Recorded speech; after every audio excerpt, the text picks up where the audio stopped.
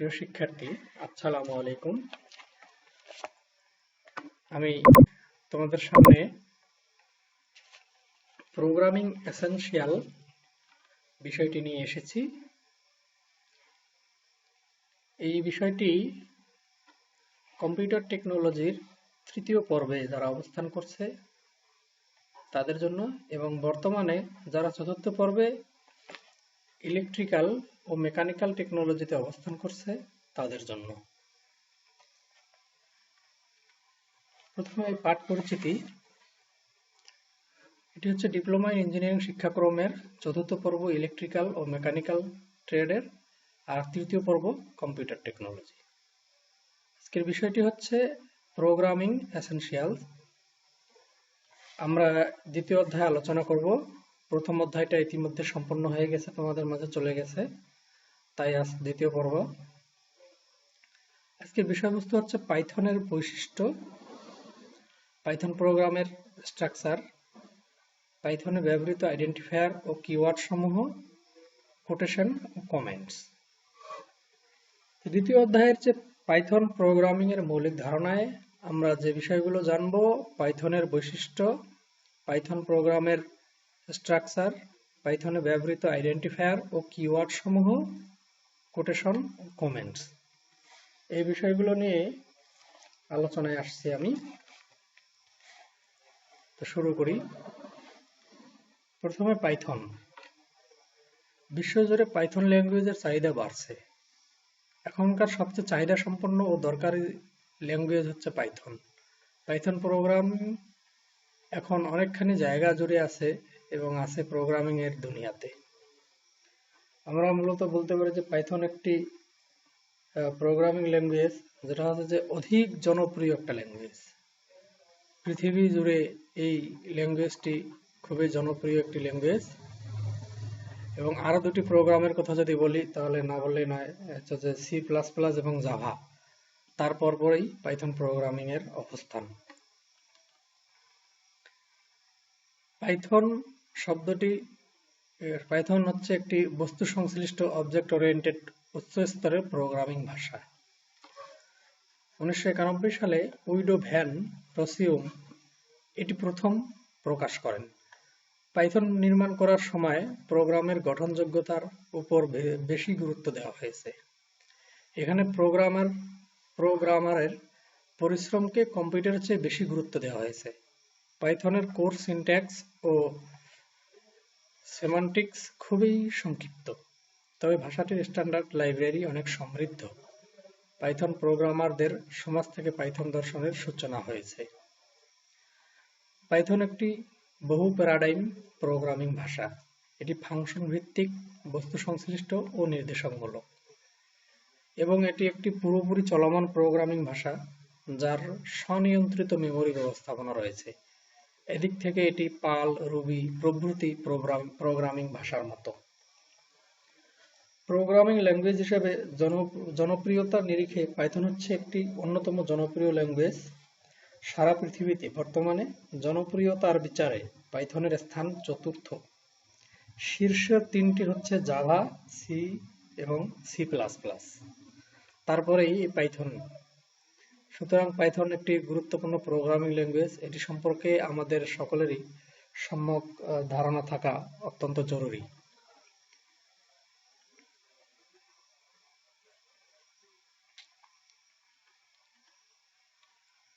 Python সহজবোধ্য। এখানে কিওয়ার্ডের ব্যবহার তুলনামূলক কম। পাইথনের শব্দবিন্যাস এবং ভাষা গঠন অপেক্ষাকৃত সহজ, যে কারণে যে কেউ খুব সহজেই এই ভাষা আয়ত্ত করতে পারে। এছাড়া পাইথন সহজে পড়া যায় এবং এর কোডিং পদ্ধতি সহজে বোঝা যায়। এর সোর্স কোড সহজে মেইনটেনেন্স করা যায়। এর লাইব্রেরি অনেক সমৃদ্ধ এবং স্বল্প সাইজের, যা ইউনিক্স, উইন্ডোজ, ম্যাকিনটশ ইত্যাদি অপারেটিং সিস্টেম সাপোর্ট করে। পাইথনে ইন্টারেক্টিভ বা পারস্পরিক কোডিং এর সুবিধা রয়েছে, যার ফলে টুকিটাকি বিভিন্ন প্রকার কোড এর একই সাথে টেস্টিং ও ডিবাগিং করা যায়। এছাড়া পাইথনের বৈশিষ্ট্যগুলোতে যদি আমরা যাই তাহলে পাইথন একটি খুবই সহজবোধ্য প্রোগ্রামিং ল্যাঙ্গুয়েজ। পাইথনে কোডিং করা খুবই সহজ। এর কোডিং সি বা জাভার চেয়ে তুলনামূলক অনেক ছোট হয়। পাইথনকে বিনামূল্যে ডাউনলোড করা যায় এবং সহজে ইনস্টল করা যায়। পাইথনে লিস্ট, ডিকশনারি ও সেটের মতো চমৎকার সব ডাটা স্ট্রাকচার আছে। বিভিন্ন অপারেটিং সিস্টেমে পাইথন ব্যবহার করা যায়। আর বিশাল ও কার্যকর স্ট্যান্ডার্ড লাইব্রেরি আছে এটার। আমরা বলতে পারি চমৎকার ওয়েব ফ্রেমওয়ার্ক যেমন জ্যাঙ্গো, ফ্লাস্ক ইত্যাদি বিদ্যমান। উইন্ডোজ ছাড়া মোটামুটি অন্য সব অপারেটিং সিস্টেম যেমন হচ্ছে লিনাক্স ও Mac operating system Python built in থাকে, অর্থাৎ আলাদাভাবে ইনস্টল করতে হয় না। আমরা যদি পাইথনের ব্যবহার সম্পর্কে জানি তাহলে আমরা এই স্ট্রাকচার ডিফাইন করার আগে একটা ছোট কথা বলবো, সেটা হচ্ছে যে পাইথনের ব্যবহার হচ্ছে বিভিন্ন জায়গায়, কোন কোন জায়গায়, যেমন হচ্ছে যে ওয়েব ভিত্তিক সফটওয়্যার তৈরিতে পাইথন ব্যবহার করা যায়, অটোমেশন সফটওয়্যার নির্মাণের জন্য ব্যবহার করা যায়, বায়ো ইনফরমেটিক্স নির্মাণের জন্য ব্যবহার করা হয়, মেশিন লার্নিং, তথ্য বিশ্লেষণ, natural language processing, web crawler তৈরি, গ্রাফিক্যাল ইউজার ইন্টারফেস তৈরি, database application, internet scraping, cyber security বা কোনো কোর সিকিউরিটি টুলস বা ওয়েব অ্যাপ্লিকেশন সিকিউরিটি স্ক্যানার ইত্যাদি বিভিন্ন ধরনের কাজের ক্ষেত্রে পাইথনকে আমরা ব্যবহার করতে পারি। পাইথন হচ্ছে যে এই কারণে পাইথন আমাদের শেখার প্রয়োজন, কেননা ওপেন সোর্স পাইথন একটি ওপেন সোর্স ল্যাঙ্গুয়েজ। পাইথন লেখা স্ক্রিপ্ট বা সফটওয়্যার আমরা বিনা বাধায় ডিস্ট্রিবিউট করতে পারি, এমনকি বাণিজ্যিকভাবে বাজারজাত করতে পারি। এই উদারতা পাইথনকে করেছে অনন্য, যা আমরা অন্যান্য কোনো প্রোগ্রামিং ল্যাঙ্গুয়েজের মধ্যে পাইনি, যেমন জাভা, সি কিংবা সি প্লাস প্লাসে এই সুবিধাগুলো নেই। এখন আমরা আসি স্ট্রাকচার ডিফাইন করা। স্ট্রাকচার ব্যবহারের আগে তা ডিফাইন করতে হয়। স্ট্রাকচার নিচের মতো করে ডিফাইন করা হয়। স্ট্রাক্ট নেম, সাব ব্র্যাকেট, এটি হচ্ছে যে পাইথন প্রোগ্রামে লিখতে হবে। লিখলে মেম্বার 1, মেম্বার 2, তারপরে মেম্বার n এবং সর্বশেষ ফলাফলটা আসবে। এটাই হচ্ছে স্ট্রাকচার ডিফাইন। এবং স্ট্রাক্ট কিওয়ার্ড দিয়ে স্ট্রাকচার ডিফাইন করা হয়। কি দিয়ে করা হয়? স্ট্রাক্ট কিওয়ার্ড দিয়ে স্ট্রাকচার ডিফাইন করা হয়। এরপর যে মেম্বারগুলো লিখতে হয়, মেম্বারগুলো বলতে কি কি ডেটা থাকবে, যেমন বুক নামে একটি স্ট্রাকচার, এই ডেটাগুলোই হচ্ছে মেম্বার। আমরা যেমন স্ট্রাকচার ডিফাইনের উপরে দেখলাম যে মেম্বার 1, মেম্বার 2, এখানে হচ্ছে যে কি কি ডেটা থাকবে। আমরা মেম্বার 1 এ যদি একটি বুক ধরি, তো মেম্বার 2 তে একটি আইডি ধরি, তাহলে এটি হচ্ছে একটি স্ট্রাকচার ডিফাইন। আমরা কিন্তু কিওয়ার্ড সম্পর্কে পূর্বে যে ক্লাসটি করেছি সেখানে কিন্তু জেনেছি যে কিওয়ার্ড অর্থাৎ পাইথন প্রোগ্রামের কিওয়ার্ড সমূহ কি কি। সুতরাং এখানে আর কিওয়ার্ড নিয়ে আলোচনা না করলেই নয়, না করলেও চলে। আমাদের স্ট্রাকচারটি, আমরা যে স্ট্রাকচারটি পূর্বে দেখলাম, এই স্ট্রাকচারটির নাম দিয়েছি বুক, যা হচ্ছে আমাদের নিজস্ব স্ট্রাকচারের নাম। এরপর দ্বিতীয় ব্র্যাকেটের মধ্যে স্ট্রাকচারের মেম্বারগুলো। এখানে একটা মেম্বার হচ্ছে ইন্টিজার, যেখানে আমরা বইয়ের ক্রমিক নাম্বার রাখবো। আরেকটি হচ্ছে ক্যারেক্টার, যেখানে আমরা বইটির নাম রাখবো। কোথায়? দ্বিতীয় ব্র্যাকেটের মধ্যে আমরা মেম্বার রেখেছি, যেখানে আমরা মেম্বারের মধ্যে প্রথম স্ট্রাকচার হিসেবে বইয়ের নাম লিখব এবং দ্বিতীয় স্ট্রাকচার হিসেবে আমরা ব্র্যাকেটের মধ্যে মেম্বারগুলোকে রাখবো। বা এখানে একটা মেম্বার হচ্ছে ইন্টিজার, যেখানে আমরা বইয়ের ক্রমিক নাম্বার রাখবো। আরেকটা হচ্ছে ক্যারেক্টার, যেখানে আমরা বইটির নাম রাখবো। এবার আমরা আসি পাইথনে ব্যবহৃত আইডেন্টিফায়ার ও কিওয়ার্ড সমূহ। পাইথনে ব্যবহৃত variable, constant, class, module, function বা অন্যান্য সকল অবজেক্ট আইডেন্টিফাই করার জন্য যে নাম বা শব্দ ব্যবহার করা হয় তাই পাইথন আইডেন্টিফায়ার।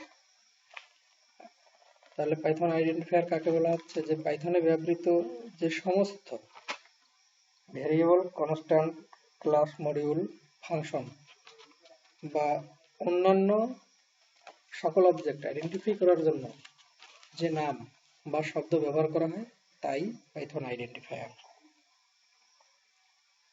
এখানে পাইথন আইডেন্টিফায়ার নামকরণের নিয়মাবলী, কি কি কারণে নামকরণগুলো করা হয়েছে। আসলে পাইথনে আইডেন্টিফায়ার হিসাবে বিশেষ চিহ্ন ব্যবহার করা যায় না। আমি শুরু থেকে বলছি, আইডেন্টিফায়ারের নাম এ থেকে জেড অথবা ছোট হাতের এ থেকে ছোট হাতের জেড অথবা আন্ডারস্কোর দিয়ে শুরু করা যায় এবং এরপর যে কোনো অক্ষর আন্ডারস্কোর কিংবা 0 থেকে 9 পর্যন্ত ব্যবহার করা যায়। পাইথনে আইডেন্টিফায়ার হিসাবে ইত্যাদি বিশেষ চিহ্ন ব্যবহার করা যায় না।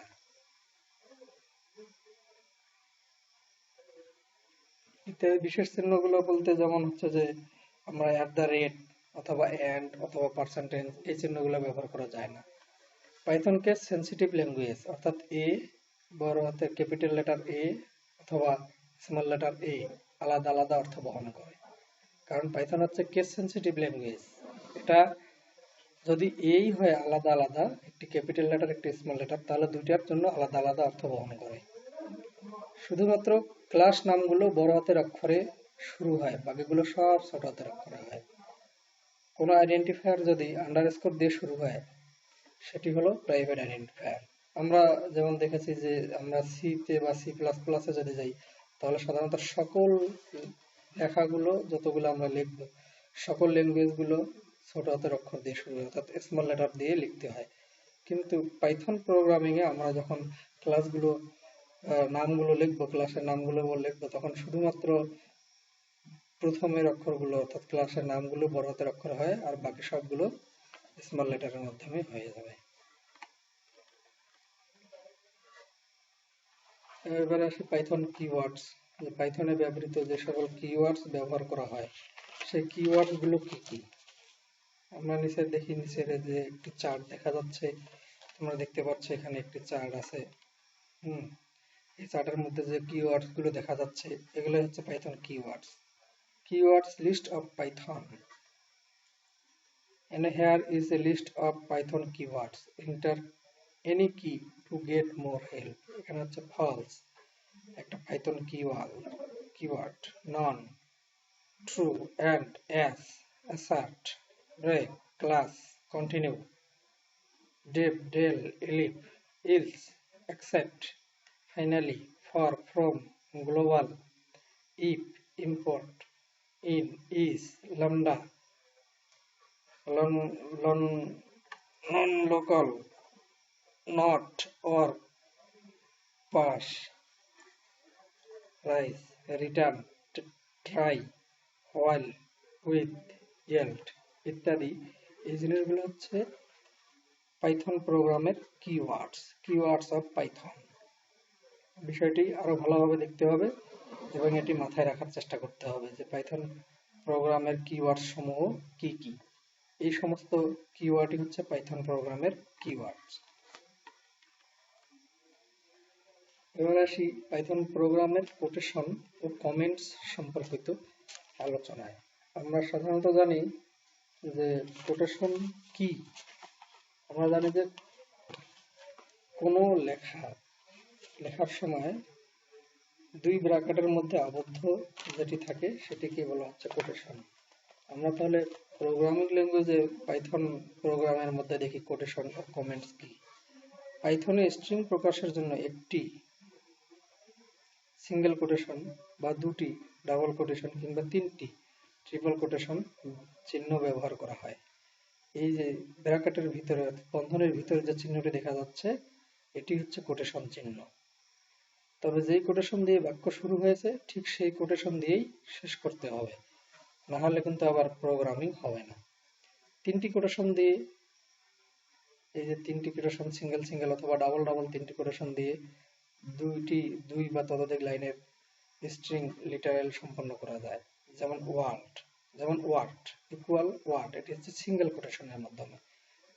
আবার ডাবল কোটেশনের মাধ্যমে যদি আমরা আসি সেন্টেন্স ইকুয়াল হচ্ছে দিস ইজ এ সেন্টেন্স, এটি হচ্ছে ডাবল কোটেশন।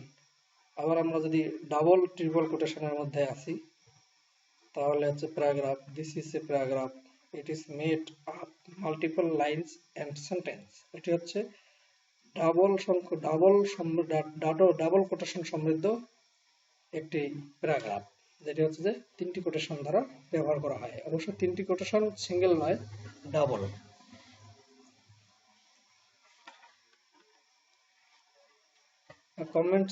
কমেন্টসে আসি আমরা, যে কোনো শব্দ আমরা দেখলাম যে বন্ধনের ভিতরে যে জিনিসগুলো আছে কমাগুলো উপরের যে ইনভার্টেড কমা, সেটি হচ্ছে কোটেশন। এবারে আমরা কমেন্টস। Comments in Python. পাইথনে কমেন্টস কি? আমরা সাধারণত যারা মোবাইল ব্যবহার করি, এখানে স্টার কিংবা হ্যাশ নামক যে চিহ্নটি আছে, আসলে এটি হচ্ছে কমেন্টস। সাধারণত হ্যাশ চিহ্ন দিয়ে যদি কোনো বাক্য লেখা হয় তবে সেটি কমেন্টস হিসেবে গণ্য হয়।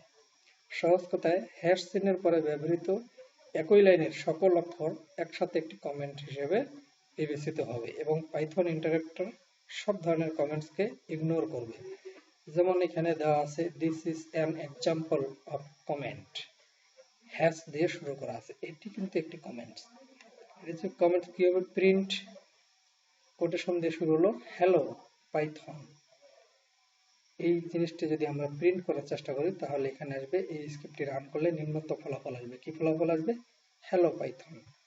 এই ফলাফলটা পেতে হলে আমাদেরকে লিখতে হবে, ইনভার্টেড কমা দিয়ে শুরু করতে হবে, অর্থাৎ ডাবল কোটেশন দিয়ে হ্যালো কমা পাইথন, আশ্চর্যবোধক চিহ্ন, কারণ আমরা যেহেতু হ্যালো বলেছি, তারপরে ইনভার্টেড কমা ক্লোজ অর্থাৎ কোটেশন ক্লোজ। এই স্ক্রিপ্টটি রান করলে নিম্নোক্ত ফলাফল আসবে, হ্যালো পাইথন। যে কোনো স্টেটমেন্ট কিংবা এক্সপ্রেশন এর পরে ও কমেন্ট সংযোজন করা যায়। যে কোনো স্টেটমেন্ট কিংবা এক্সপ্রেশনের পরেও কমেন্ট সংযোজন করা যায়। যেমন নামের আগে কিংবা পরে কমেন্ট সংযোজন করা যায়। যেমন জামান একটি নাম, জামান একটি নাম, এটি হচ্ছে কোটেশনের মধ্যে রাখা হয়েছে এবং এটি কমেন্টস করা হচ্ছে কিভাবে? হ্যাশ দিয়ে। This is a comment also, এটাও একটা কমেন্ট। কারণে জামান আমরা ইনভার্টেড কমার মধ্যে লিখলাম, হ্যাশ দিয়ে বললাম যে this is a comment also, মানে এটাও একটি কমেন্টের আওতায় পড়বে। প্রয়োজন হলে প্রোগ্রামের একাধিক কমেন্টও যোগ করা যায়। যেমন this is a comment, this is a comment to hello I am Asad Zaman from Dimla. এটিও একটি কমেন্টসের আওতায় পড়ে এবং এটিও একটি কমেন্টস। সো আমরা এখান থেকে যে পাঠ মূল্যায়নটুকু আমাদের আসবে, সে আমরা এখানে কি কি জানলাম যে পাইথনের বৈশিষ্ট্য। এই যে পাঠটুকু আমরা পড়লাম সেখানে আসবে পাইথনের বৈশিষ্ট্য সম্পর্কে আমরা জানতে পারলাম, পাইথন প্রোগ্রামের স্ট্রাকচার, পাইথনে ব্যবহৃত আইডেন্টিফায়ার ও কিওয়ার্ড সমূহ, আর কোটেশন ও কমেন্টস, এই বিষয়গুলো সম্পর্কে আমরা জানতে পারলাম এবং এটুকে আমরা মূল্যায়ন করব। পরবর্তী ক্লাস বা পরবর্তী অধ্যায় না আসা পর্যন্ত তোমরা এই অধ্যায়টি অত্যন্ত ভালোভাবে মনোযোগ দিয়ে শ্রবণ করবে। আরেকটা কথা, সেটা হচ্ছে যে প্রোগ্রামিং এসেনশিয়ালে তৃতীয় অধ্যায়টি যেটা আছে ভেরিয়েবল ও ডাটা টাইপস। ভেরিয়েবল এবং ডাটা টাইপস নিয়ে প্রোগ্রামিং এসেনশিয়ালের পরবর্তী কোনো লেকচার আসছে না, এই কারণেই যে চতুর্থ পর্বের কম্পিউটার টেকনোলজির একটি বই আসে যেটি হচ্ছে object oriented programming. Object oriented প্রোগ্রামিংয়ে আমরা কিন্তু প্রথমের দিকেই পড়েছি ডাটা টাইপস, ভেরিয়েবল এবং ডাটা টাইপস সম্পর্কে। ওখানে বিশদ বর্ণনা দেওয়া আছে। তোমরা তৃতীয় অধ্যায়ের যে ডাটা টাইপ এবং ভেরিয়েবলটি আছে এটি অবজেক্ট ওরিয়েন্টেড প্রোগ্রাম থেকে ওই ক্লাসগুলো থেকে নিয়ে নেবে, কেননা একই বিষয়বস্তুর উপর আলাদা আলাদা সেমিস্টারের বইয়ের মধ্যে একই বিষয় যদি ঢোকানো থাকে তাহলে একই বিষয় নিয়ে বারবার আলোচনা করার কিছু নেই। এই জন্য তৃতীয় অধ্যায় নিয়ে কোনো ক্লাস আসবে না প্রোগ্রামিং এসেনশিয়ালের। এটি অবজেক্ট ওরিয়েন্টেড প্রোগ্রামিং এর যে ক্লাসগুলো আমাদের কলেজের ফেসবুক পেজে দেওয়া আছে তোমরা সেগুলোই দেখে নিয়ে নেবে। আর এরপরে চতুর্থ অধ্যায়ের ক্লাস নিয়ে আসবো খুব শীঘ্রই, 2-1 দিনের মধ্যে চতুর্থ অধ্যায়ের স্ট্রিং এবং সেই সাথে পঞ্চম অধ্যায়ে কাজ করব পাইথন অপারেটর। এই দুটো অধ্যায় নিয়ে একসঙ্গে একটি টিউটোরিয়াল তৈরি হবে। সেই পর্যন্ত তোমরা সকলেই ভালো থাকো, সুস্থ থাকো, আর পরবর্তী ক্লাস নিয়ে আসা পর্যন্ত তোমরা স্টাডি করতেই থাকো বাসায়।